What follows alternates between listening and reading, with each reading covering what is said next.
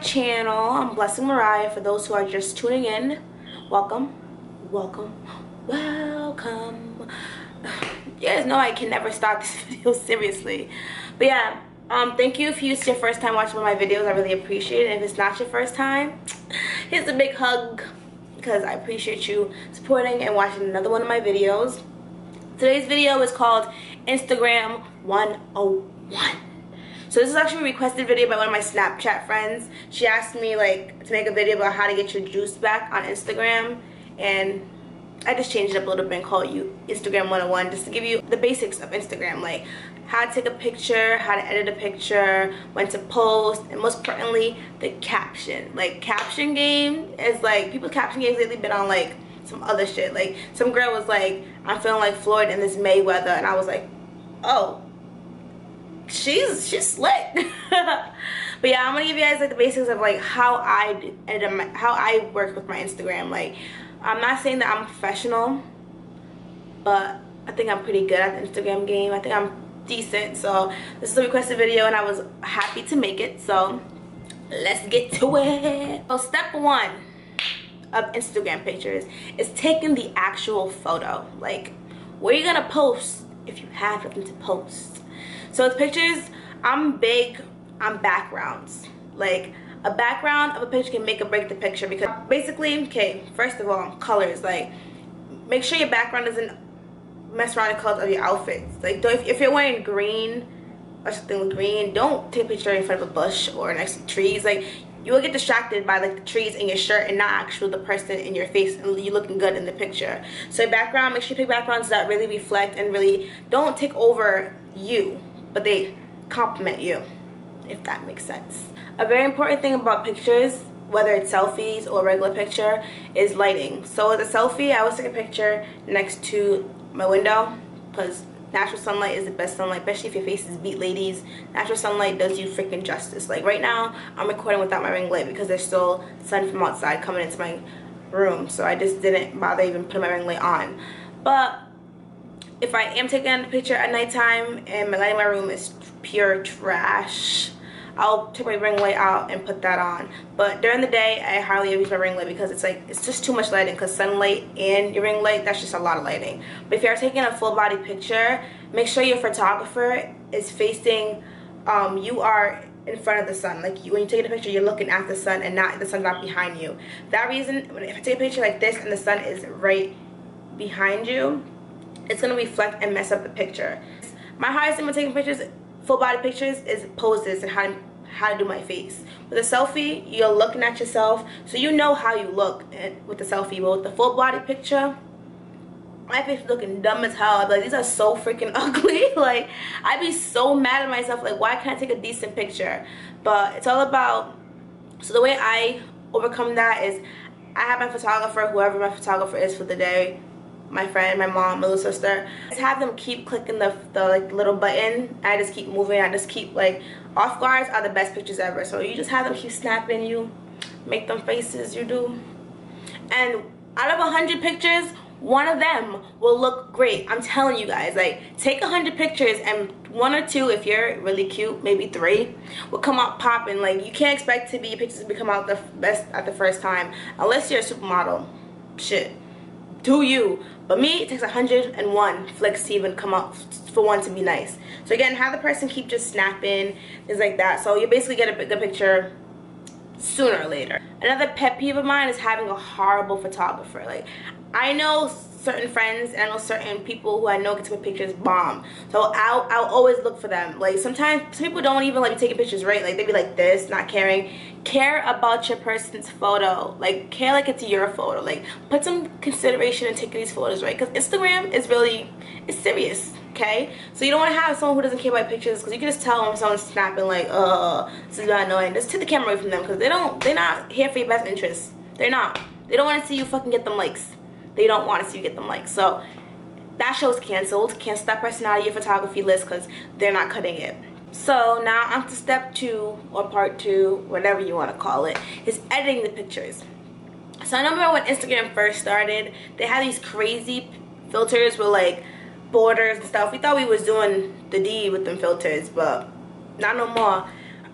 Lately I haven't been using too many Instagram filters because I don't like them like that. Like they're not all that great. But if I'm gonna use Instagram filter, it's gonna be Ashby. So I'm gonna show you guys like what I'm talking about. So we're gonna use this picture, this old picture of myself. And then we're just gonna, Ashby is all the way to the back. But if you don't have it, you can like click this little thing that says manage and add it to your thing. And I like using Ashby. But with that, I always change the amount of filter that's on my picture. So you can always click the actual filter again and actually edit. Like, so you guys can see. You actually edit right here. You can edit how much of the filter you want to use. You see how it's changing? So I always use like 25 the least when I'm using Ashby, just because like I don't want it to be too much. But recently on my Instagram pictures, I've actually been using Visco. You guys know what it is? It's a photography app. I've been using it for about a year. I actually used it a couple years ago, then I stopped using it. I don't know why, but I went back to it a couple months ago because it's just great. Like, I just love the filters. I just love everything about it. Like, this is the picture I took with my friend Lalita for her birthday, if you guys can see. This was using this Visco editing app. Like, it looks like she's in a freaking movie. Like, I love using this Visco app because like it's just great. Like, it makes your pictures look really, really great. So if you guys follow me on Instagram's right here. If you don't follow me on Instagram, you should follow me. But if you guys check out my Instagram, my recent pictures all been using Visco to edit my pictures. So you guys can go there and check it out. Download it on the Apple Store. I'm not sure if they have it for Android. I've had an iPhone all this time, so I don't know if they have it for Android, but they should. But if they don't, get you an iPhone. Just kidding. But it's called Visco Cam, VSCO. It's for photographers, but I'm my own photographer, so what's up, hunty? But yeah, I use that in my pictures because I just like it. Like, if you guys really download it, you're gonna fall in love with the filters. Like, they help, depending on like what you want your pictures are. You can like make it look old, make it look like retro. It's just really great filters. And even with that, again, I won't use too much about. I'll change like the value of it. But a big thing that I do with editing my pictures is changing the sharpness of it. So you guys can pick a picture. Again, I'm picking the same picture that I showed you earlier. If you guys click it and you go to like the edit option, all the way at the end, they have this thing called sharpen. The reason why I choose the sharpness of my pictures is because I feel like sometimes when you post a picture on Instagram, you lose the quality of the picture. Like, it looks blurry. It looks like an Android picture. Sorry again, Android users. It looks bad. So if you change the sharpness, it keeps the quality of the picture to keep it sharp. Like, it's really dope. So I like to do that. Sometimes I use 100 sharpness and just sharp the whole thing out and make it look real clear. But if I take the picture on my camera that I'm recording on right now, I actually won't add too much sharpness, like 25, maybe 50% sharpness, because it's already so clear and nice. But I know I'm going to lose a little bit of the quality when I post it on Instagram. I'm not sure why Instagram pictures do that, but I just realized that last month, so I just been sharpening my pictures more. So part 3 of Instagram is when to post a picture. Let me tell y'all, I've done research on myself with this theory of mine of when to post a picture, and I have it down by day and by season and by time. Okay, so on Instagram I can see my insights and see what my Instagram followers are on Instagram the most. So right here I have the insights, so I can see what time of the day, depending what day it is, when my Instagram people are on the most, to when to post. That's cool now that I have that, but before I had that, I realized something. So if I'm gonna post during school time, like during on my campus during the week, I always post at like 5 o'clock Monday through Thursday, because I figure out people are like done with their class. They're at that point where it's like before they do their homework or before they go to Hope, they're just having downtime, so they're on Instagram so that they'll see my picture and they'll like it, hopefully. So just theory, guys. So around like during Monday through Thursday, I would post like 5, just because I know people are gonna be on Instagram. Sometimes if you're feeling like ambitious, you post early, like 1 in the afternoon or 2, depending how ambitious you feel. But I usually post all the time. If you never notice, if you don't notice, you don't care.